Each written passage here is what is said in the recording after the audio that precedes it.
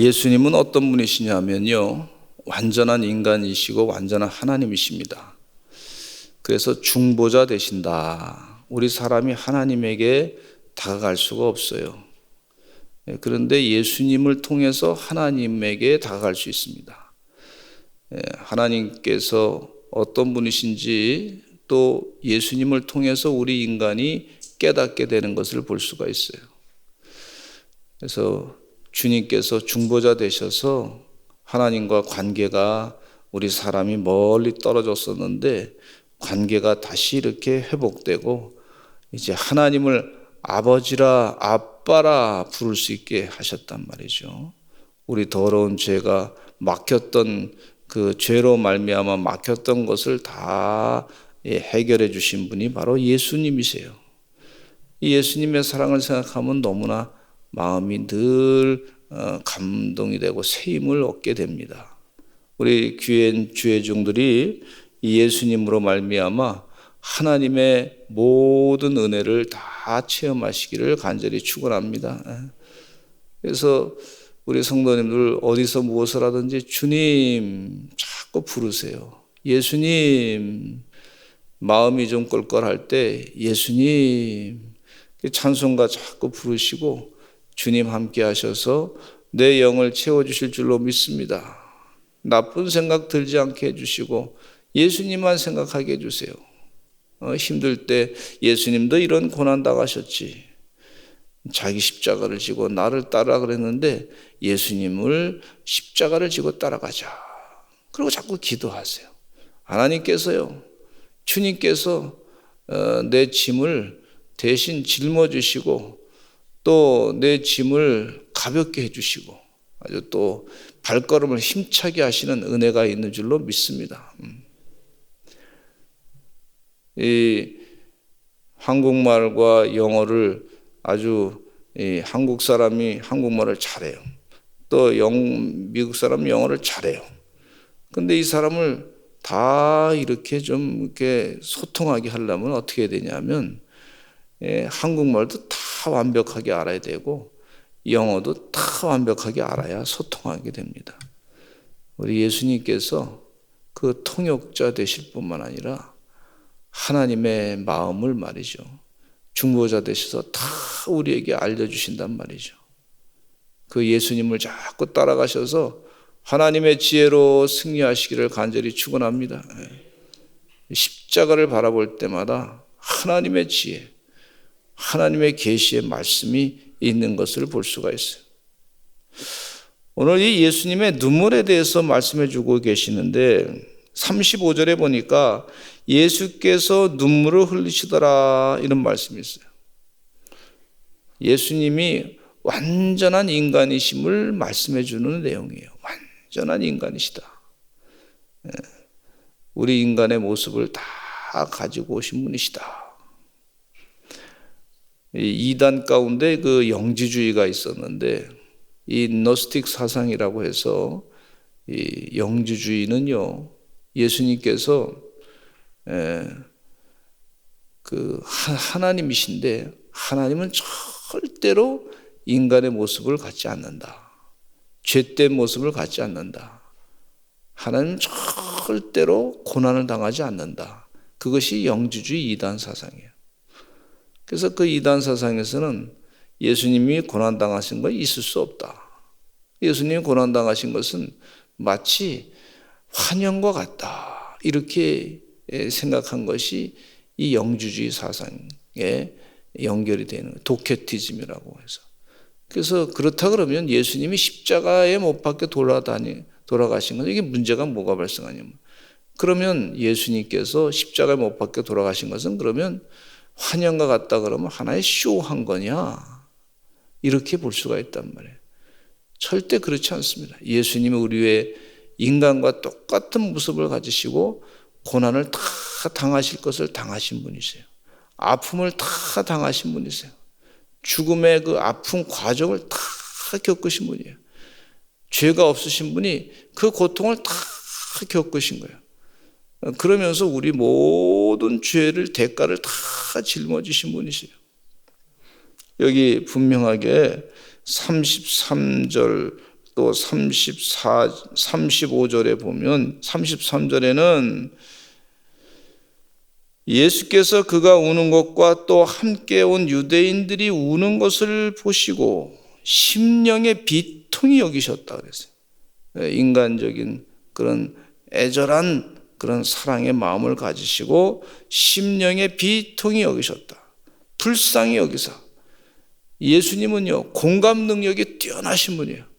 상대방의 그 아픔이 무엇인가를 정확하게 알고 계신 분이에요. 다 겪으신 분이에요. 그리고 예수님께서 눈물을 흘리셨다. 이런 내용을 볼 수가 있는데, 예수님이 우리를 얼마나 사랑하셨으면은 하늘 보좌를 버리시고 이 땅에 오셔서 십자가를 지시고 우리 인간을 죄에서부터 건지시기 위해서 목숨을 버리시고 우리 죄의 대가를 다 짊어지시고 그 고통을 다 지신 분인데, 이분은, 예수님은 바로 공감 능력이 뛰어나신 분이라, 가장 최고의 공감 능력을 갖고 계신 분이시다, 그렇게 볼 수가 있어요. 우리가 힘들어하는 것을 우리보다 더 잘 알고 계신 예수님, 우리의 필요한 것을 우리보다 더 잘 알고 계신 예수님, 우리의 아픈 마음의 상처를 우리보다 더 잘 알고 계신 예수님. 우리가 힘든 사람들이 어디 가서 위로받습니까? 예수님, 나보다 더 아픈 사람을 보면은요, 그 사람을 통해서 내가 위로를 받게 돼요. 예수님께서 바로 공감 능력이 뛰어나신 그런 분이시다, 그렇게 볼 수가 있어요. 베레데우스 베레헤모, 완전한 하나님이시고 완전한 인간이신 분이시다. 이 마르다가 27절에 예수님에 대해서 얘기하실 때 이렇게 얘기합니다. 주는 그리스도시요 세상에 오시는 하나님의 아들이신 줄 내가 믿나이다 하고 말을 하고서는 돌아서서 가만히 그 자매 마리아를 불러 말하기를 선생님이 오셔서 너를 부르신다, 이렇게 얘기했어요. 이 얘기는 무슨 얘기냐면요, 마르다가 예수님과 대화하다가 마리아에게 예수님과 대화하도록 그렇게 바톤을 넘긴 거예요. 예수님과 대화하는데 지금 마르다는 오라버니가 살아나야 되는데 예수님께서 빨리 오셨어야 돼요. 죽기 전에, 나사로가 죽기 전에 빨리 오셨어야 되는데, 근데 예수님이 하시는 말씀이, 예수님은 부활이요 생명이다 자꾸 말씀하시긴 하는데, 이게 본인이 지금 이해가 안 되니까 답답한 마음으로 대화하다가 이제 대화가 안 된다, 아마 이런 분위기 같아요. 그래서 자기가 대화하다가 다른 손님들이, 위로해 주러 온 손님들이 있어서 그런지 모르겠지만 어쨌든 이 대화의 내용 가운데 이제 바톤을 동생 마리아에게 싹 넘기는 거예요. 이게 아주 그 마르다의 그 아주 큰 내면을 볼 수 있는 거예요. 대화하다가 여기까지지. 예수님 말씀하신 여기까지, 늘 하시던 말씀이니까 여기까지지. 그리고 예수님에게 더 들으려고 하는 그런 마음보다는 이제 여기까지지, 됐다. 여러분, 신앙생활 하다가 좀 본인의 정해놓은 생각이 있어요. 아주 그 속내는 다 얘기 안 하지만 정해놓은 생각이 있어요. 그럼 거기까지만 딱 하다가 여기까지다. 그리고 바톤을 다른 사람을 싹 넘기는 경우가 있어요. 아니요, 하나님께서 우리에게 주시는 주님께서 계속해서 깨닫기를 원하는 그 끝까지, 그게 있어요. 끝까지. 거기까지 알기를 애쓰시기를 간절히 축원합니다. 지금 대화하다가 갑자기 마리아에게, 동생 마리아에게 싹 넘긴단 말이에요. 혹시 우리가 신앙생활 하다가 이 정도 선에서만 끝이다. 그리고 싹 내려놓는 거 아닌가. 그렇지 뭐 주님이 때가 되면 알아서 하시겠지. 이렇게 하는 거 아닌가. 그렇지 뭐 그냥 받아들이지 뭐 그냥 형의식을 받아들여. 그러고 말지. 그러면서 배턴을 싹 넘기는 걸 볼 수가 있어요. 우리 하나님께서 우리에게 집요하게 믿음을 키우기를 간절히 원하고 있습니다. 믿음이 더 자라기를 원하고 있습니다. 더 큰 믿음을 가지시고 사시는 여러분 되시기를 간절히 축원합니다. 자기 십자가를 지고 나를 따르라 그랬는데 주님께서요, 그 자기 십자가를 지고 나를 따르라고 하는 그 요구사항 가운데 아주 끝까지 완벽하게 주님께서 우리에게 믿음이 더 자라기를 바라는 그런 마음이 계시단 말이에요. 하나님께서.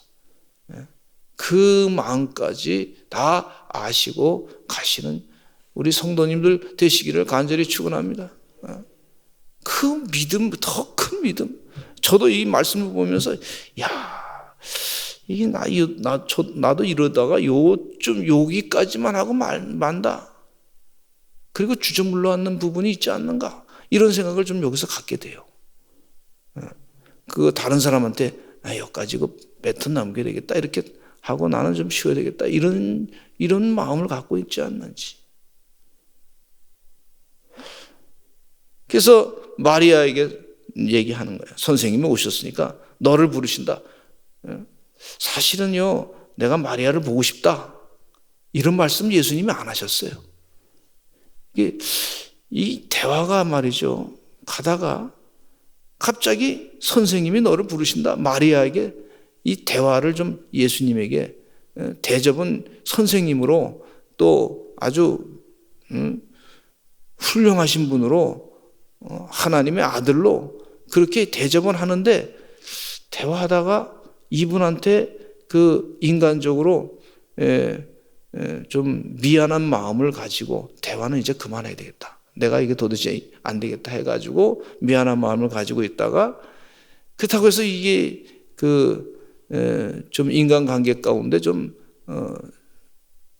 잘못된 그런 그 태도를 보이기는 싫고 그래서 슬그머니 썩 돌리는 마리아가 마리아에게 얘기하기를 선생님이 오셨는데 너를 부르신다.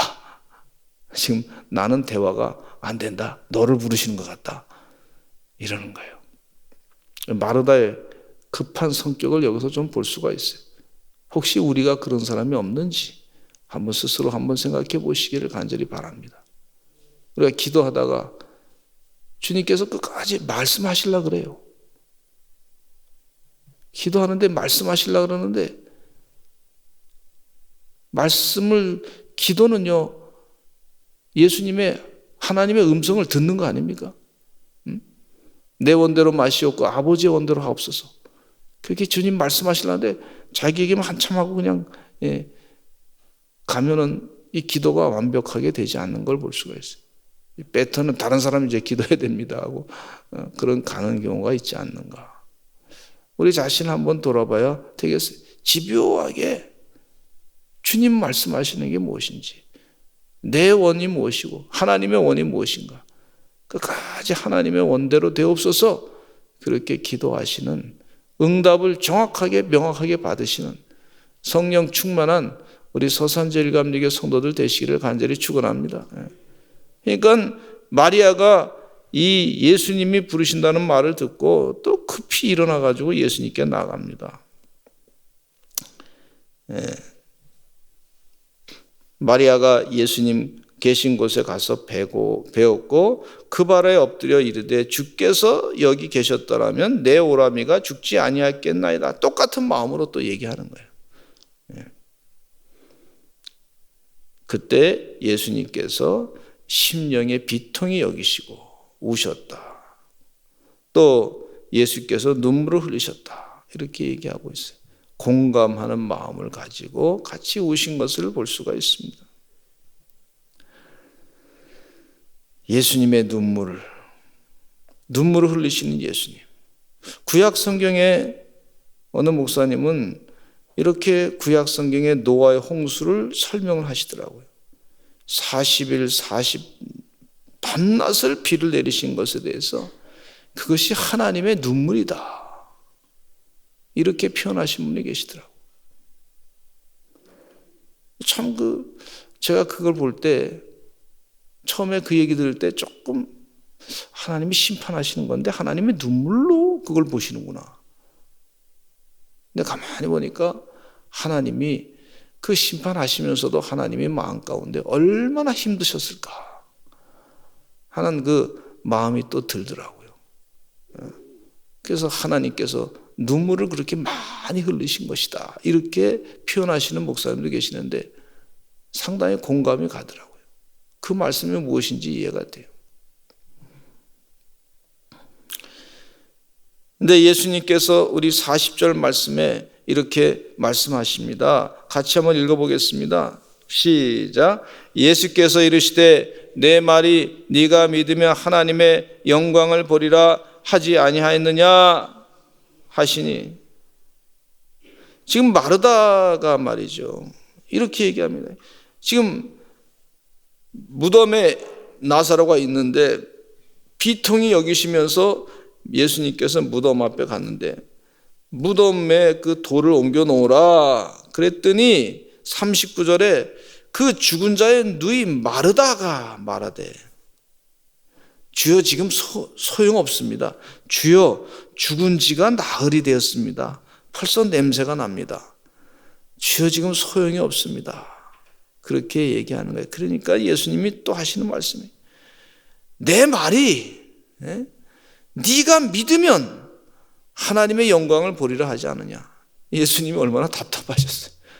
지금 마르다와 대화 가운데 계속 지금 나사로가 내가 말하면 일어날 것이다, 잠자는 자가 깨어서 일어날 것이다, 계속 얘기하는 거예요. 그런데 내 말이 지금 얼마나 예수님 답답하시겠어요. 네가 믿으면 하나님의 영광을 보리라 하지 않았느냐, 이렇게 마르다에게 얘기하는 거예요. 뭔가 좀 일어날 것 같긴 한데 이 마르다는 계속 나중에 예수님 말씀하신 대로 마지막 날에 나사로가 다시 살 것이다, 뭐 이렇게 그런 쪽으로만 자꾸 생각하는 거예요. 그때 이 예수님이 지금 그게 아니고 내 말이 내가 지금 말하는 거 아니냐, 네가 믿으면 하나님의 영광을 보리라 하지 아니하였느냐, 왜 믿지 않느냐, 이렇게 주님께서 마르다에게 꾸짖는 그런 말씀을 볼 수가 있어요. 사람으로는 할 수 없으되 하나님으로는 다 할 수 있느니라, 믿음이 작은 자들아, 이렇게 말씀하시는 그 모습을 볼 수가 있습니다. 기도하실 때 주여 나의 믿음 없는 것을 돌보아 주시옵소서, 큰 믿음 주시옵소서, 완전한 믿음 주시옵소서, 그렇게 기도하시는 하나님의 종들이 되시기를 간절히 축원합니다. 큰 믿음, 완전한 믿음은 여러 가지가 있지만 그 중에서 한 가지, 이 말씀이 진리의 말씀이다, 말씀대로 산다, 이 세상의 어떤 법칙보다도 하나님 말씀이 진리다, 이렇게 믿고 사는 그런 하나님의 종들, 그 믿음의 사람들 되시기를 간절히 축원합니다. 예수님의 역사를 여기서 보게 되는데 예수님이 그 순서대로 보시면요, 돌을 옮겨놨어요. 무덤돌을 옮겨놓으니까 예수님께서 첫 번째가 돌을 옮겨놓으니까 41절에 예수님께서 두 번째 눈을 들어서 우러러 보시고, 누굴 보시냐면 하나님 아버지를 보신 거죠. 그러면서 하나님께 기도하는 거예요. 아버지여 내 말을 들으신 것을 감사합니다. 지금까지 주님께 하나님께서 다 응답해 주신 것 감사합니다. 또 예수님이 말씀하시기를 항상 내 말을 들으시는 줄을 내가 알았나이다. 한번 따라서 하시죠. 내 말을 들으신 것을 감사하나이다. 우리 성도님이 기도하실 때 내 기도를 지금까지 들어주심을 감사합니다, 그렇게 기도하시길 바랍니다. 예수님처럼 항상 내 말을 들으시는 줄을 알았나이다. 주님께서 항상 내 말을 하나님께서 내 말을 들으신 줄 알았나이다. 또 이렇게 하는 것은 아버지께서 나를 보내신 것을 그들로 믿게 하려 함이니이다. 즉 하나님께서 영광 받기를 원합니다. 그렇게 하려고 하는 하나님의 의도가 있는 줄로 믿습니다. 그래서 기도하실 때 하나님 저를 통해서 하나님 영광 받기를 간절히 소원합니다. 그렇게 기도하시기를 바랍니다.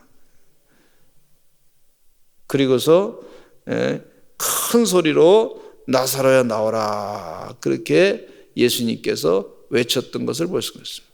하나님이 외치신 거죠. 그랬더니 죽었던 나사로가 벌떡 일어나가지고 무덤 바깥으로 나온 것을 볼 수가 있고, 예수님께서 이 염했던 배로 염했던 것을 풀어놓아 다니게 하라. 이렇게 말씀해 주고 있어요. 근데 여기서 우리가 좀 구분이 될 것은 예수님은 부활의 첫 열매가 되셨어요. 예수님이 말씀하신 부활의 첫 열매는 뭐냐? 예수님이 죽었던 사람을 살리는 것도 부활 아니냐? 근데 이게 죽었던 사람들이 살았다가 다시 또 죽었단 말이죠. 근데 예수님은 죽었다가 부활하셨다가 다시 죽지 않으셨어요. 그냥 부활 승천하신 거예요. 부활체 모습으로 영원히 사신 걸 볼 수가 있어요. 그래서 부활의 첫 열매가 되는 거예요. 여러분, 부활의 이 능력을 믿으시고 하나님의 거룩한 은혜 체험 가운데 사시기를 간절히 축원합니다. 세상에 죽었던 사람들 많이 다시 사는 역사가 있어요. 여러 가지로 매장됐던 사람들이 말이죠, 다시 살아나는 역사가 있습니다. 여러 가지 육체적으로, 신체적으로, 정신적으로, 경제적으로 이 주의 은혜 가운데 죽었다가 완전히 살아나는 그런 은혜의 역사가 있는 것을 믿으시고 부활의 능력을 힘입어서 오늘 아침에 기도하셔서 부활의 능력으로 다시 승리하시는 하나님의 귀한 종들이 되시기를 간절히 축원합니다. 우리 다 같이 주여 많이 하시고 통성으로 기도하실 때 부활의 능력으로 새 힘을 얻어서 주의 일을 잘 감당하는 삶이 되게 하여 주시옵소서. 우리 주여 많이 하시고 통성으로 기도하겠습니다. 주여 주여 주여